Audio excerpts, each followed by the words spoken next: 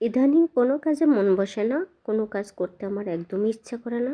রান্নাবান্না তো দূরেই থাক, যতটা সম্ভব খুব দ্রুত পারি কোনো মতে একটু রান্নাবান্না করে নিই। তো রান্নাবান্না করার জন্য আমি এক চুলায় ভাত বসিয়ে দিয়েছি, আর এক চুলায় ডালটাও বসিয়ে দিয়েছি। তো এদিকে ভাতটাও বলক হয়ে উঠলো, আর এদিকে ডালটাও বলক হয়ে গেছে। এবার ডালের ভিতরে সব মশলা দিয়ে দিয়েছি, টমেটো কুচি, হলুদ, মরিচ, ধনিয়া, যা যা লাগে। আর আমি ডাল রান্না করার সময় একটু কাঁচা তেল দিয়ে দিই, তাতে ডালটা একটু খেতেও ভালো লাগে আর ডালটা বলক হয়ে নিচে পড়ে না। তার জন্য আমি একটু কাঁচা তেল দিয়ে দিই। আর ডালের ভিতরে এরকম কাঁচা তেল আপনারা কে কে দেন আমাকে অবশ্যই কিন্তু কমেন্ট করে জানাবেন। তো আমার ডাল ভাত হয়ে গেছে, আর আমি এদিকে মাছটাও ফ্রাই করে নিচ্ছি। এখানে ছোটো একটা ইলিশ মাছ নিয়েছি, মাছটা শুধু তেলে ফ্রাই করে নেবো আর সাথে বেগুন ভেজে নেবো। তো বেগুন ভাজি আর ইলিশ মাছ আর ডাল ভাত এটা আমি রান্না করে নেবো আজকে। ওই যে আগেই বলেছিলাম আজকাল আমার রান্না করতে একদমই ভালো লাগে না, মোটামুটি যেটুকু পারি মানে খাওয়ার জন্য ওইটুকুই রান্না করে নিই।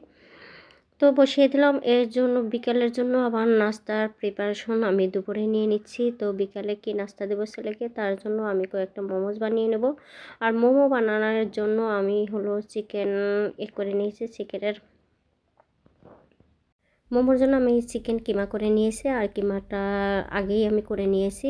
কিমা সবাই করতে পারে। আর তার জন্য কিমার ভিতরে আমি সব ধরনের মশলা যোগ করে দিয়েছি, যেমন কাঁচামরিচ কুচি, ধনিয়া পাতা কুচি আর সব গুঁড়ো মশলা দিয়ে আদা রসুন দিয়ে আমি এখন হলো চিকেনটা মেখে নেব হাতে ভালো করে। চামচ দিয়ে মাখলে এতটা একটা মাখা হয় না, তার জন্য আমি হাত দিয়ে ভালো করে মেখে নিয়েছি। আর দেখেন চিকেনের সে আমি বাটিটা ছোটো নিয়েছি, তার জন্য আমার মাখাতে একটু কষ্ট হচ্ছে। তারপর আমি মেখে নিয়েছি, এবার এটা রেখে দেব।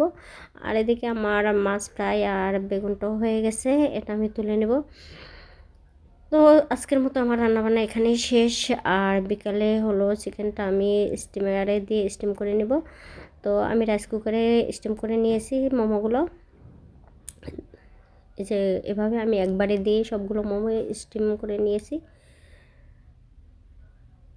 তো যদি আজকে আমার ভিডিওটা আপনাদের কাছে ভালো লেগে থাকে তাহলে সবাই একটু লাইক কমেন্ট শেয়ার করতে বলবেন না। আপনাদের একটা শেয়ার আমার অনেক উপকার আসবে। যদি ভালো লাগে তাহলে অবশ্যই একটু শেয়ার করে দিবেন। এই যে আমার মোমোজের আসলগুলো মোমোগুলো আমি এভাবে বানিয়েছি। তো আমি ওইভাবে মোমো বানাতে পারি না, আমি অত ভালো শেপও না আর অত ভালো রাঁধুনিও না। আমি যেভাবে পারি সেভাবেই আপনাদের সাথে শেয়ার করেছি। যদি ভালো লাগে অবশ্যই আপনারা একটু শেয়ার করে দেবেন ভিডিওটা। Thank you for watching. আজকের মতো এখানেই শেষ করছি।